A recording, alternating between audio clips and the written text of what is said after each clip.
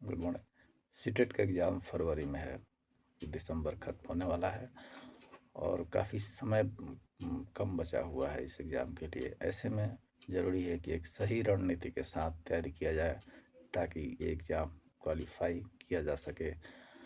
प्रश्न ये है कि सबसे ज़्यादा फॉर्म इस बार भरा गया है, लगभग 25 लाख से ज़्यादा। ऐसे में अगर एक सही रणनीति, एक सही स्ट्रेटजी के साथ तैयारी नहीं किया जाए तो फिर दिक्कत हो सकती है।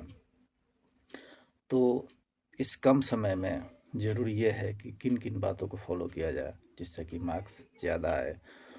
उन बातों में सबसे प्रमुख है क्वेश्चन बैंक।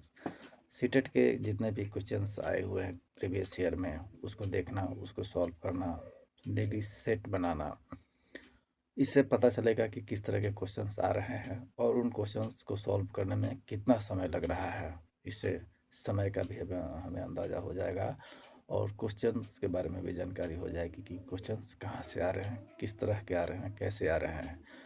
और इसमें जो जितने भी क्वेश्चंस आते हैं मैक्सिमम एनसीईआरटी से ही आते हैं।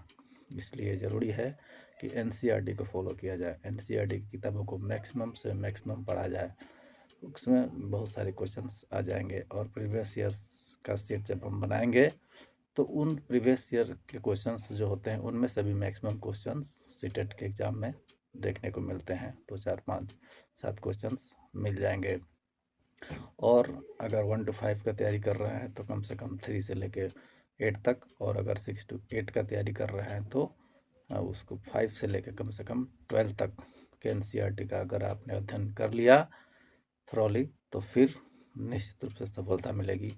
और अगर लैंग्वेज पे विशेष पकड़ हो गई तो इसलिए ज़रूरी है, सबसे ज़्यादा महत्वपूर्ण है क्वेश्चन बैंक को खरीदिए और उसका सेट बनाइए और इससे आपको देखिएगा कि इससे बहुत ज़्यादा फ़ायदा मिलता है। धन्यवाद।